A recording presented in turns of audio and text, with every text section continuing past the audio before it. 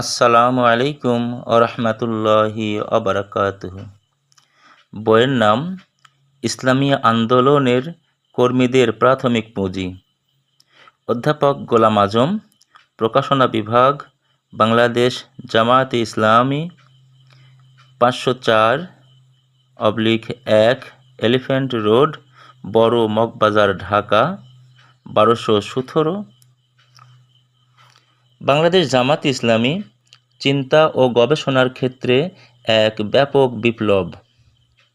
ইসলামী জ্ঞানচর্চার এক নিখুঁত পরিকল্পনা, উন্নত চরিত্র গঠনের এক মজবুত সংগঠন, জনসেবা ও সমাজ সংস্কারের এক বাস্তব কর্মসূচি, জনকল্যাণমুখী আদর্শ রাষ্ট্র ও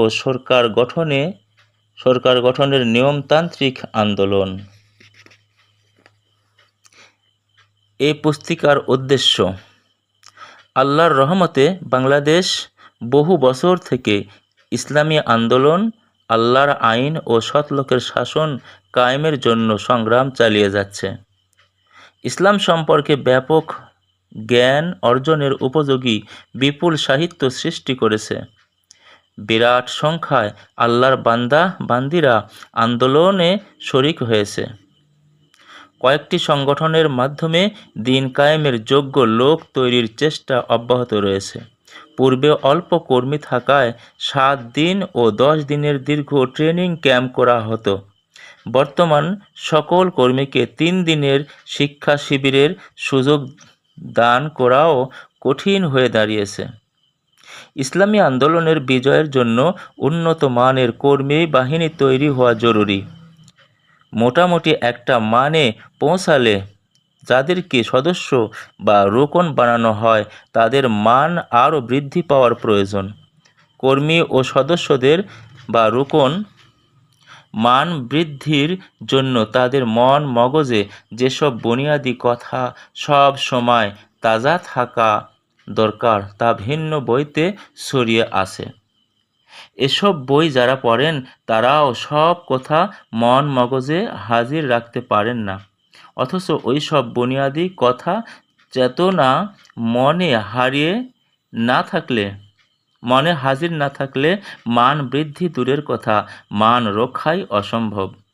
কর্মী ও সদস্যের রোকন এ পূরণের উদ্দেশ্যেই এই পুস্তিকাটি তাদের হাতে তুলে দিলাম। সংগঠনের সকল পর্যায়ের দায়িত্বশীলগণ এই পুস্তিকাটি প্রতিটি কর্মীর কাছে পৌঁছাবেন বলে আশা করি। সবাই যাতে এই পুস্তিকাটি সব সময় সাথে রাখতে পারেন, সে উদ্দেশ্যেই পকেট সাইজে প্রকাশ করা হলো। পুস্তিকাটির শেষাংশের কথাগুলো নতুন করে সাজিয়ে পেশ করা হয়েছে। গোলাম আজম। বিসমিল্লাহির রহমানির রহিম। ইসলামী আন্দোলনের কর্মীদের প্রাথমিক পুঁজি। কোনো একটা ব্যবসা শুরু করতে হলে ওই ব্যবসায়ের উপযোগী পরিমাণ প্রাথমিক পুঁজি দরকার। যেমন 20-25 হাজার টাকা দিয়ে পান, বিড়ি, সিগারেটের দোকান শুরু করা যায়, কিন্তু 1 লাখ টাকার কম মুদি দোকান বা কয়েক লাখের কমে কাপড়ের দোকান শুরু করা যায় না। এই পরিমাণ টাকাকে প্রাথমিক পুঁজি বলা হয়। দোকানের যাবতীয় খরচাদির পর এমন পরিমাণে লাভ হতে হবে যাতে পুঁজিটুকু কায়েম থাকে। লাভ কম হলে খরচ চালাবার জন্য পুঁজিতে হাত দিতে হয়। ফলে আস্তে আস্তে পুঁজি ফুরিয়ে যায় এবং ব্যবসা লাঠে ওঠে। তাই যে ব্যবসার জন্য যে পরিমাণ প্রাথমিক পুঁজি দরকার, এর কম পুঁজি নিয়ে ব্যবসা শুরু করলে সে ব্যবসায় উন্নতির কোনো আশা নেই, বরং পুঁজিটুকুই কিছুদিনের মধ্যে ফুরিয়ে যাবে। দিনের ব্যবসা, আল্লাহর আইন কায়েমের আন্দোলনকে কুরআনে এমন এক ব্যবসা বলা হয়েছে যা দোজখের আযাব থেকে নাজাত দেয়। সূরা আস-সফ আয়াত নম্বর 10। কোরআনের ভাষায় ইসলামী আন্দোলনকে জিহাদ ফি সাবিলিল্লাহ বা ইকামতের দিন বলা হয়েছে। আল্লাহ তাআলা মানুষের মন গড়া আইনকে উৎখাত করে আল্লাহর আইন কায়েম করার জন্যই রাসূল সাল্লাল্লাহু আলাইহি সাল্লামকে দুনিয়ায় পাঠিয়েছেন। সূরা আস-সফ আয়াত ৯। এ কাজে যারা রাসূল সাল্লাল্লাহু আলাইহি সাল্লাম এর সাথে মনে প্রাণে শরিক হয়েছিলেন, আল্লাহ পাক তাদেরকেই খাঁটি মুমিন বলে স্বীকার করেছেন। আর যারা রাসূল সাল্লাল্লাহু আলাইহি সাল্লামের সাথে নামাজ আদায় করা সত্ত্বেও ওই কাজে শরিক হতে রাজি হননি, তাদেরকে মুনাফিক বলে ঘোষণা করা হয়েছে। এ দ্বারা একথাই প্রমাণিত হয় যে দোজখ থেকে নাজাত পেতে হলে ইকামতে দ্বীনের আন্দোলনে শরিক হওয়া ছাড়া উপায় নেই। এ ব্যবসার প্রাথমিক পুঁজি। এই উপমহাদেশে ইসলামী আন্দোলনের প্রতিষ্ঠাতা মাওলানা মওদুদীর রাহিমাহুল্লাহ লিখিত ইসলামী আন্দোলন ও সাফল্যের শর্তাবলী নামক বিখ্যাত বইটিতে এ বিষয়ে অত্যন্ত চমৎকার ভাষায় প্রয়োজনীয় জ্ঞান দান করা হয়েছে। তিনি প্রথমেই উল্লেখ করেছেন যে ইসলামী আন্দোলনের কর্মীদের মধ্যে 4টি গুণ অবশ্যই থাকতে হবে। আর কর্মীরা যখন একজোট হয়ে সংগঠন হিসেবে কাজ করবে, তখন আরও 4টি সাংগঠনিক গুণের দরকার হবে। কর্মীদের ব্যক্তিগত 4টি গুণ এবং সাংগঠনিক 4টি গুণ মিলে মোট 8টি গুণ হল ইসলামী আন্দোলনের প্রাথমিক পুঁজি। ইসলামী আন্দোলনের আমার দীর্ঘ অভিজ্ঞতা থেকে আমি অত্যন্ত স্পষ্ট ভাষায় ঘোষণা করছি যে 1. ইসলামী আন্দোলনের কোনো কর্মী একসময় বেশ অগ্রসর হওয়া সত্ত্বেও তখনই ঢিলা হয়ে যায় বা পিছিয়ে পড়ে যখন তার মধ্যে ব্যক্তিগত ওই 4টি গুণের যে কোনোটির অভাব দেখা দেয়। 2. সংগঠনের যে কোনো পর্যায়ে ইউনিট, ওয়ার্ড, ইউনিয়ন, থানা ও জেলায় তখনই সমস্যা ও সংকট দেখা দেয় যখন সেখানে সাংগঠনিক ওই 4টি গুণের কোনো একটির অভাব দেখা দেয়। ইসলামী আন্দোলনের 4টি সংগঠন: জামায়াতে ইসলামী, ইসলামী ছাত্র শিবির, ইসলামী ছাত্রী সংস্থা ও শ্রমিক কল্যাণ ফেডারেশন। এই 4টি সংগঠনের মাধ্যমে ব্যক্তি গঠনের দায়িত্ব পালন করা হচ্ছে। তাই কর্মীদের ব্যক্তিগত 4টি গুণ ও সাংগঠনিক 4টি গুণের গুরুত্ব ওই সবকটি সংগঠনের সকলের জন্য সমভাবে গুরুত্বপূর্ণ। ইসলামী আন্দোলনের সাফল্য এসব গুণ অর্জনের উপর সম্পূর্ণ নির্ভর করে। এসব গুণের যে কোনোটির অভাব হলে আন্দোলনের মহান উদ্দেশ্য ব্যর্থ হতে বাধ্য। তাই ইসলামী আন্দোলনের প্রত্যেক কর্মীকে এই 8টি গুণের কথা সব সময় মনে রাখতে হবে। একটি বৈঠক, টিসি বা টিএস চলাকালে এবং বিভিন্ন সময় দেখা সাক্ষাৎ হলে এই 8টি গুণ নিয়ে আলোচনা করতে থাকলে সব সময় মনে রাখা সহজ হবে। কর্মীদের ব্যক্তিগত 4টি গুণ। 1. দ্বীনের ইলম। ইসলামী আন্দোলনের কর্মীদের সমাজে তখনই কর্মী হিসেবে পরিচিতি হয় যখন সে অন্যকে দ্বীনের দাওয়াত দেয়। মানুষকে ইসলাম সম্পর্কে বোঝাবার চেষ্টা করতে হলে ইসলামের সঠিক জ্ঞান হাসিল করতেই হবে। যে নিজেই ইসলামকে সঠিক মতো বুঝে না, সে অন্যকে কেমন করে বোঝাবে? এ বিষয়ে কয়েকটি কথার দিকে খেয়াল রাখতে হবে। ক. দ্বীনের ইলম যতটুকু জানা গেল ততটুকুই অপরের নিকট পৌঁছাবার জন্য রাসূল সাল্লাল্লাহু আলাইহি সাল্লাম হুকুম করেছেন। যতটুকু অন্যের নিকট পৌঁছাবে ততটুকু ইলমই মজবুত হবে। অন্যকে বোঝাতে চেষ্টা করলেই নিজের জ্ঞান গভীর হয়। খ. দ্বীনের দাওয়াত দিতে গেলে মানুষ নানা রকম প্রশ্ন করবে। প্রশ্নের সঠিক দাওয়াত না জানলে গোঁজামিল না দিয়ে উত্তর শিখে জবাব দেবেন। এভাবেই দাওয়াতি কাজের ফলে জ্ঞান বাড়তে পারে। গ. দাওয়াতি কাজ কমিয়ে দিলে নিজের হাসিল করা ইলমও কমতে থাকে। 2. ইসলামী ইলমের প্রতি ইয়াকিন বা অবিচল বিশ্বাস। দ্বীনের দাওয়াত দিতে গেলে এমন সব লোকদেরও নাগাল পাওয়া যায় যারা ইবলিসের যোগ্য খলিফা হিসেবে ইসলাম সম্পর্কে এমন সব কথা বলে যা কর্মীর মনেও সন্দেহ সৃষ্টি করতে পারে। ইবলিসের নিকট কুযুক্তির অভাব নেই, মহাজ্ঞানী লোককেও ধোঁকা দেওয়ার যোগ্যতা তার আছে। ইবলিসের শাগরিদরা নানা অজুহাতে ঝগড়া বাঁধিয়ে দেয়।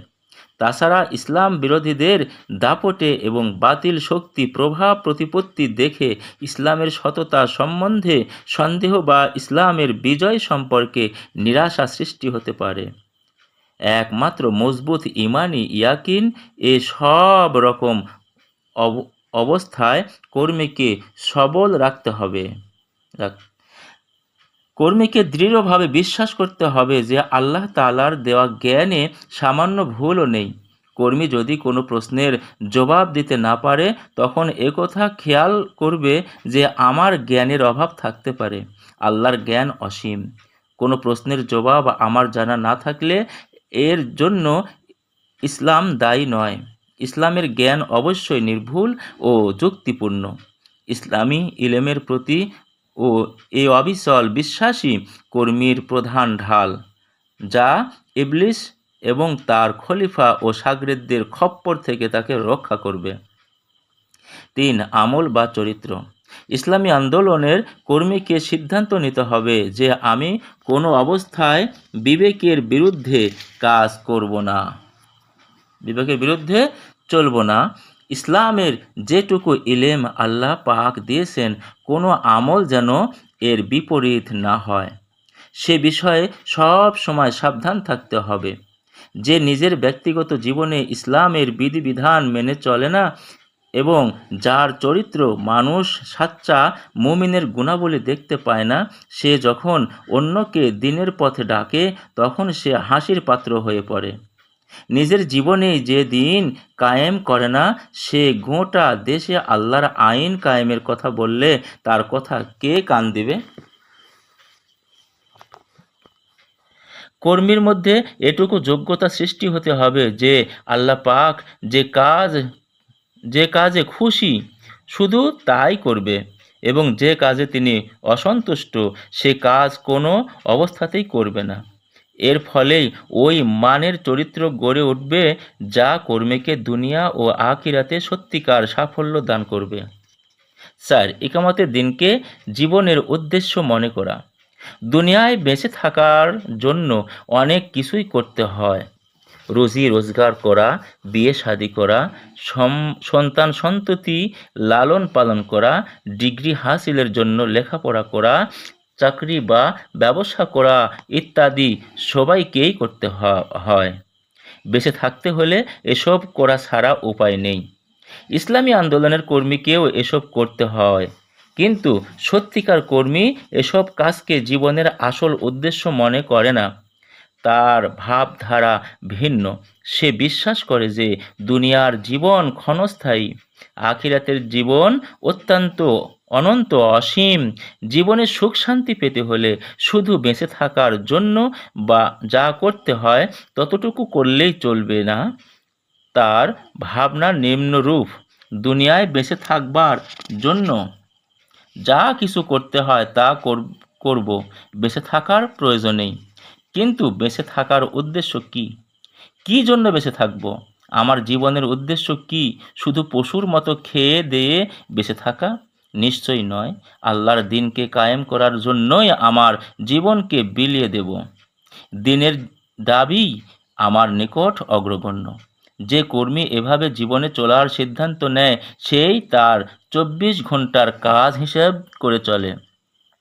সে ইসলামী আন্দোলনের দাবি পূরণ করাকেই প্রধান কর্তব্য মনে করে এবং এ কর্তব্য পালনের জন্য বেঁচে থাকার প্রয়োজনে যা করা দরকার ততটুকুই করে।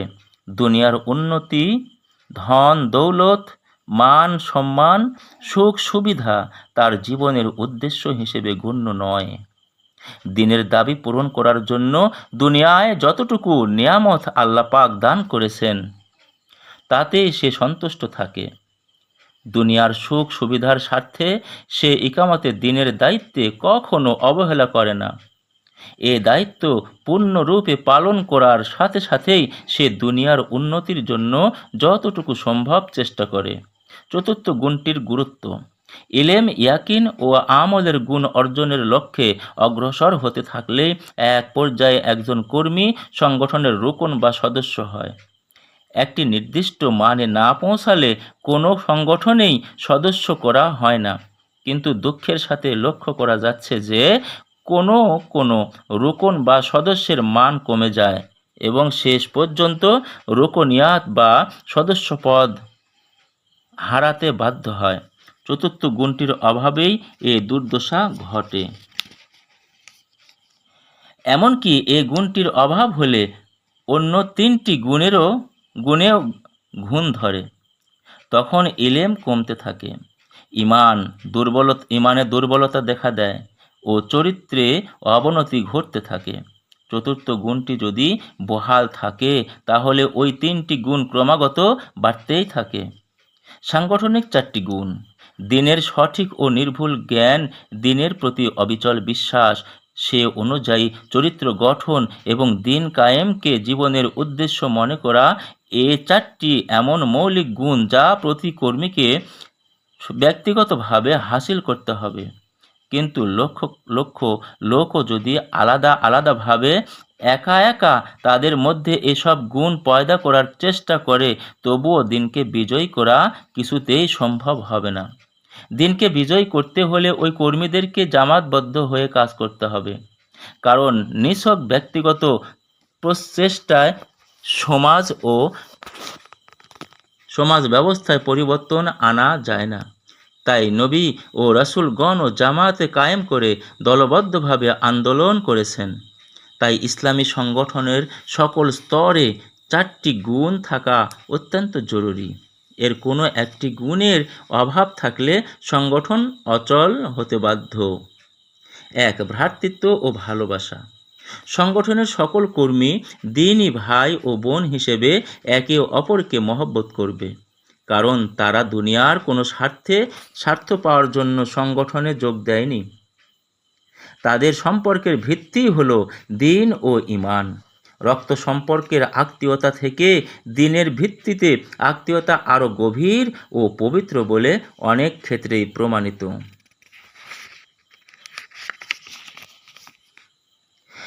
আল্লাহ পাক ঘোষণা করেছেন যে তার দিলে যে রহম বা দয়া রয়েছে তার মাত্র 100 ভাগের 1 ভাগ গোটা সৃষ্টির মধ্যে বিতরণ করা হয়েছে।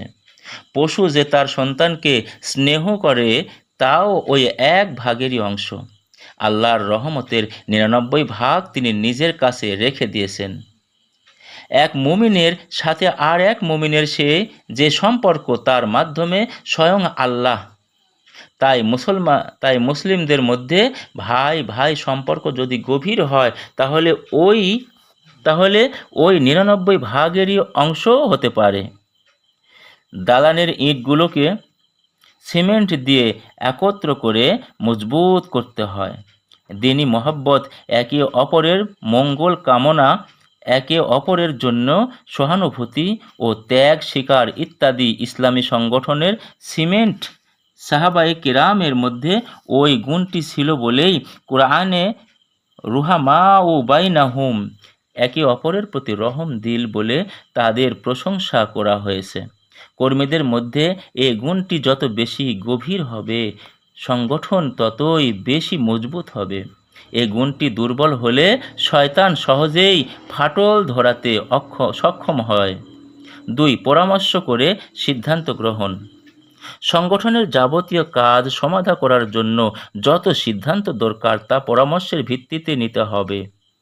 সংগঠনের দায়িত্বশীল নিজের মর্জি মতো বা নির্দিষ্ট বডি বা ফোরামে পরামর্শ না করে সিদ্ধান্ত নিলে সে সিদ্ধান্ত সবাই খুশি হয়ে মেনে নেয় না। সংগঠনের পক্ষ থেকে সিদ্ধান্ত নেয়ার জন্য নির্দিষ্ট ফোরাম থাকতে হবে, যা মজলিসে শুরার মতো দায়িত্ব পালন করবে। পরামর্শের ভিত্তিতে সিদ্ধান্ত নিতে হলে কয়েকটি নিয়ম সবাইকে মেনে চলতে হবে। ক.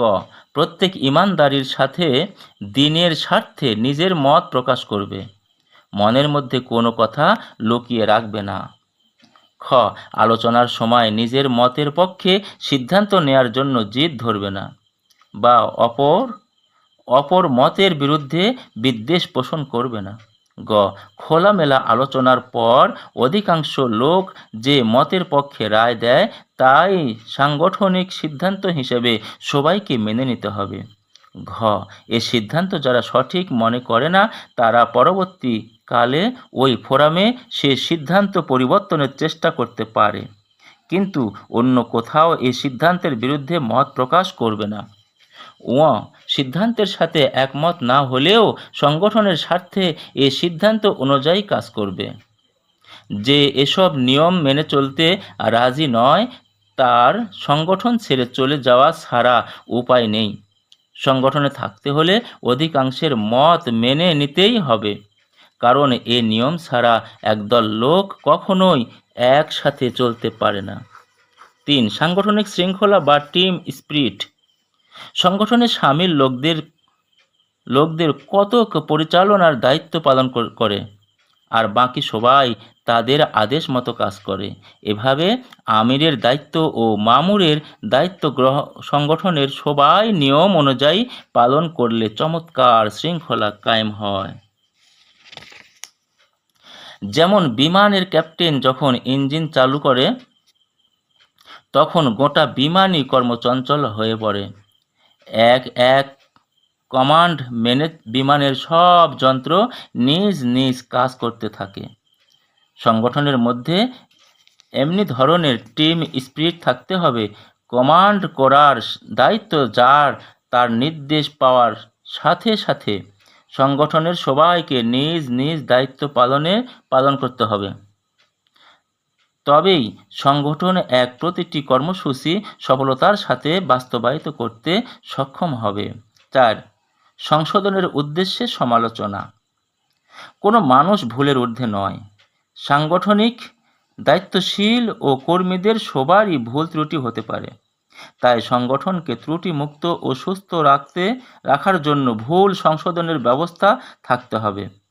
যদি সংগঠনে এই বিষয়ে বিধিবিধান রাখা না হয় তাহলে ভুল ত্রুটি তো দূর হবেই না, তাছাড়া সংগঠনে গীবতের রোগ ছড়াবে এবং বিভেদ সৃষ্টি হবে।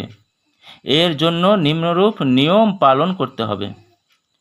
ক কারো চোখে কোনো ভুল বা কোনো দোষ ধরা পড়লে প্রথমে যার মধ্যে দোষ দেখা গেল তাকে দরদের সাথে এবং সংশোধনের নিয়তে ত্রুটিটুকু ধরিয়ে দিতে হবে।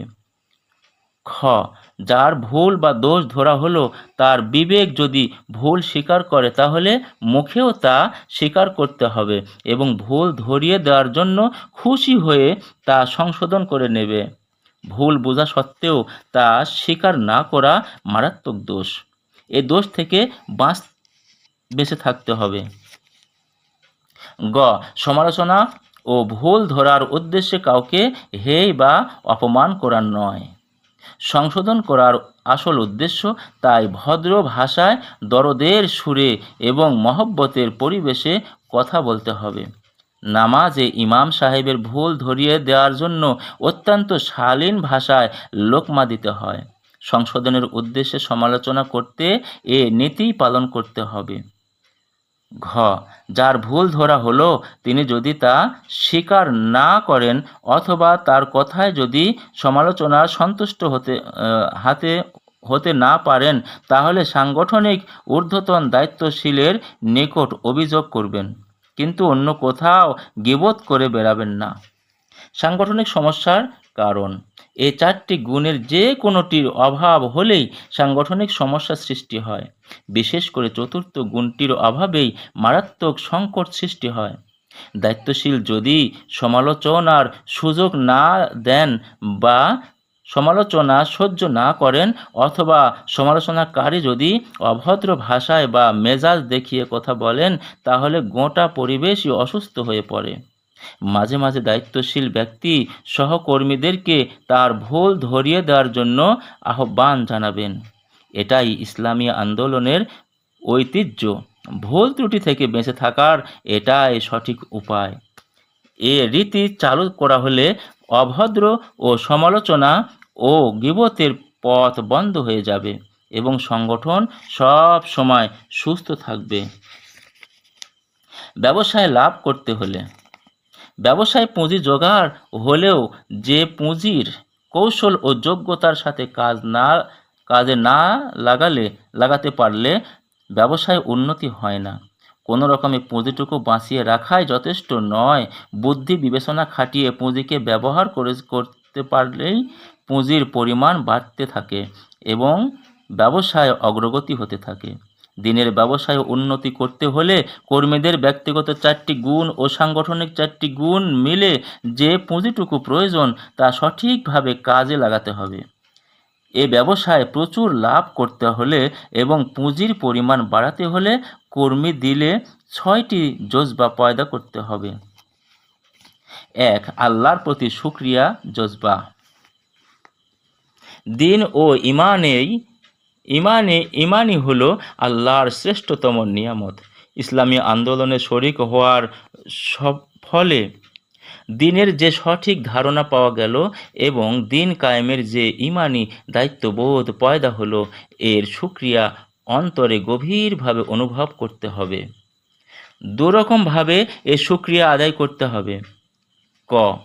মৌখিক শুকরিয়া আলহামদুলিল্লাহ বলতে থাকা। খ. আমলি বা বাস্তব শুকরিয়া আনসারুল্লাহর দায়িত্ব পালন করা।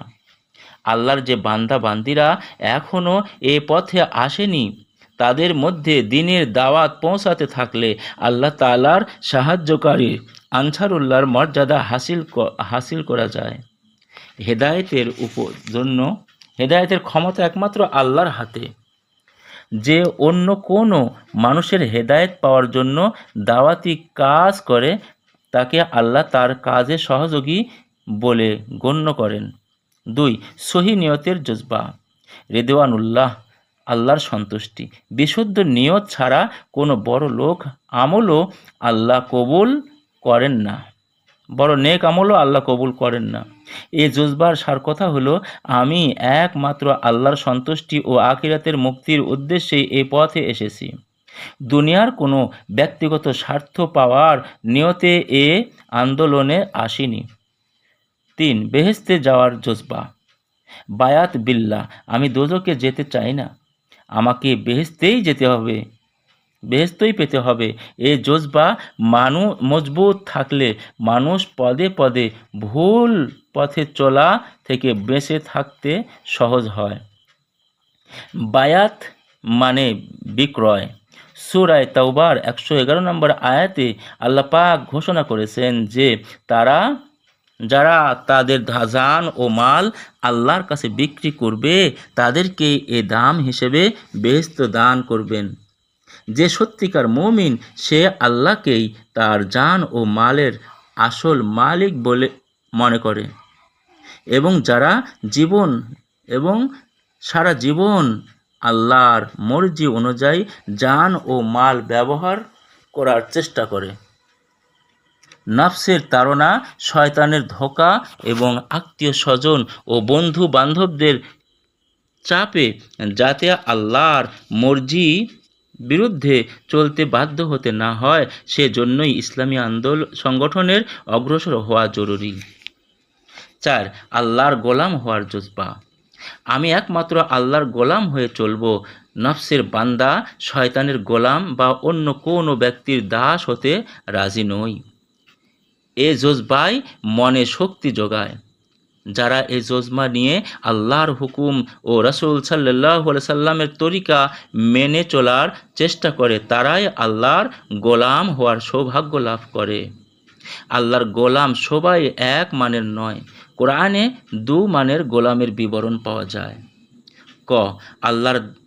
আল্লাহর দাস ইবাদুল্লাহ। এটা সাধারণ মান। আব্দ মানে দাস। এর বহু বচন ইবাদ।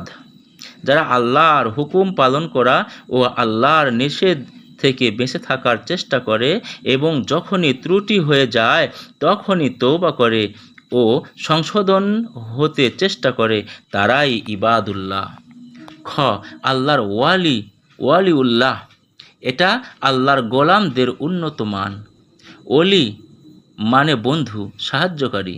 যারা সারা যারা সাধ্য অনুযায়ী আল্লাহর সকল হুকুম পালন করে এবং সব সময় সকল নিষিদ্ধ কাজ থেকে বিরত থাকে, তারাই আল্লাহর ওয়ালি বা আদরের দাস। 5. আল্লাহর খলিফা হওয়ার জজবা, খোলাফা উল্লাহ। আল্লাহ পাক কোরআন ও সুন্নাহকে মানব জাতির জীবন বিধান হিসেবে রাসূল সাল্লাল্লাহু আলাইহি সাল্লামের কাছে পাঠিয়েছেন। সকল সৃষ্টির জন্যই আল্লাহ বিধান রচনা করেছেন। সেসব বিধান রাসূল সাল্লাল্লাহু আলাইহি সাল্লামের মাধ্যমে পাঠাননি। আল্লাহ নিজেই সব সৃষ্টির উপর তার রচিত বিধান কায়েম করেন। কিন্তু মানুষের জন্য যে বিধান ইসলামে রাসূল সাল্লাল্লাহু আলাইহি সাল্লামের নিকট পাঠালেন, তা তিনি নিজে সরাসরি কায়েম করবেন না বলে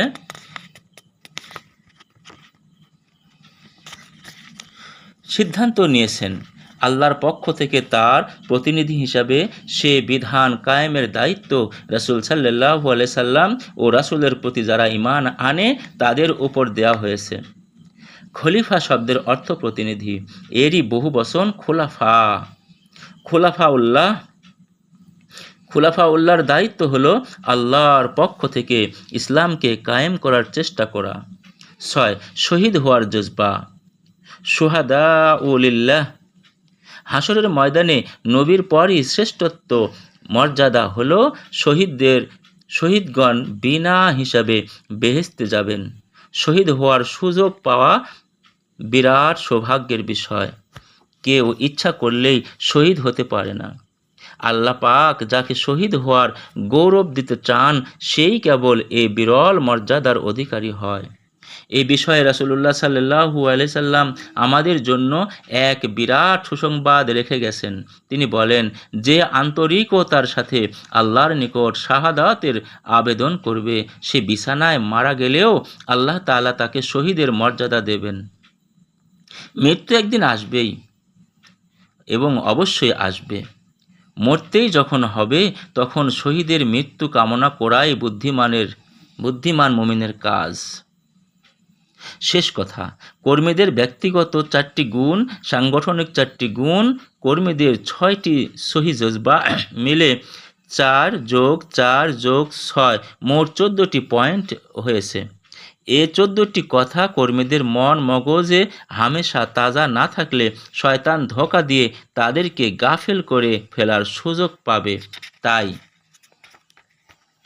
সংক্ষেপে এই পয়েন্টগুলো একসাথে কর্মীদের হাতে তুলে দেয়া কর্তব্য মনে করলাম। এই সংক্ষেপ কথাগুলো বিস্তারিত ব্যাখ্যাসহ বুঝবার জন্য নিম্নের বইগুলো ভালো করে পড়তে হবে। 1. ইসলামী আন্দোলন সাফল্যের শর্তাবলী। এই বইটিতে কর্মীদের 4টি গুণ ও সাংগঠনিক 4টি গুণ আলোচনার পর থেকে বেঁচে থাকার প্রয়োজনীয়তা ব্যাখ্যা করা হয়েছে। 2. হেদায়েত। এই পুস্তিকাটি আল্লাহর সাথে সম্পর্ক ঘনিষ্ঠ করার উপায় প্রতি চমৎকারভাবে তুলে ধরা হয়েছে।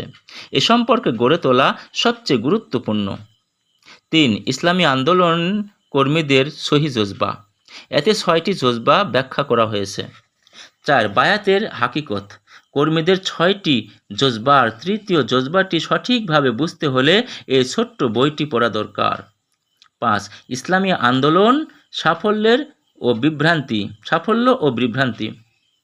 ইসলামী আন্দোলনের মাধ্যমে ব্যক্তিগত কি সাফল্য কামনা করা উচিত ও সাংগঠনিক সাফল্যের রূপ কি এবং কিভাবে বিভ্রান্তি সৃষ্টি হতে পারে, সেসব বিষয়ে এতে আলোচনা করা হয়েছে। 6. মনটাকে কাজ দিন। ইবলিসের ষড়যন্ত্র হতে বাঁচতে হলে মনটাকে কোনো সময় বেকার রাখা উচিত নয়। মনটাকে কিভাবে কাজ দিলে শয়তান সেখানে আর কারখানা কায়েম করতে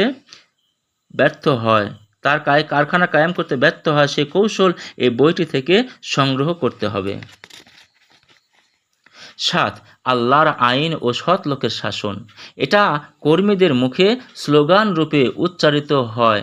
এই বইটি ভালো করে না পড়লে আল্লাহর আইনের দিকে দাওয়াত দেয়া কি করে সম্ভব হবে?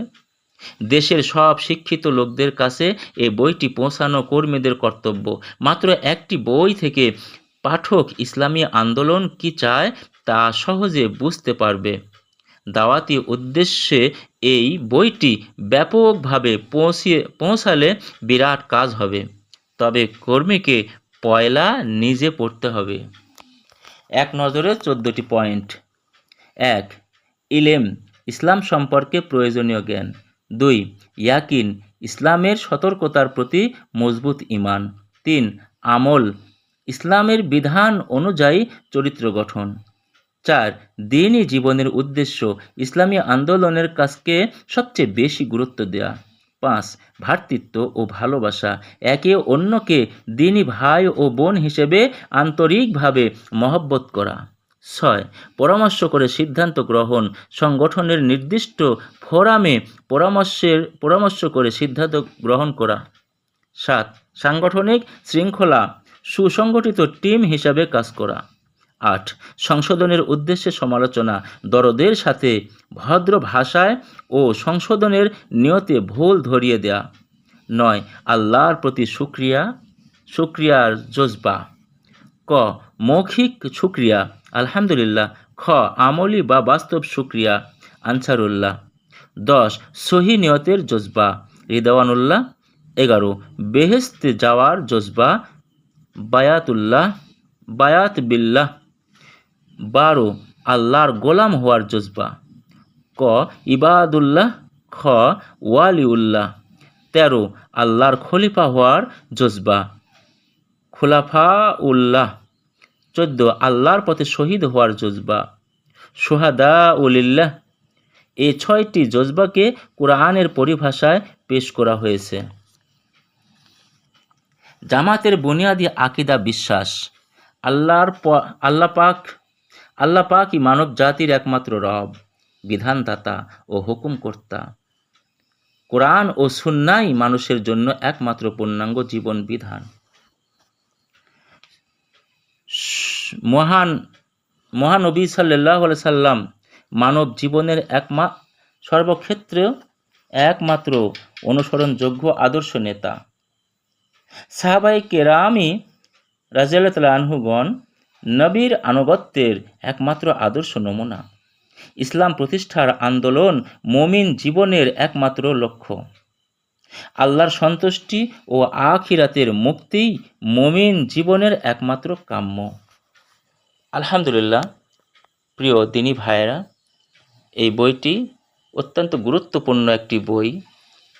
আপনারা অবশ্যই এই বইটি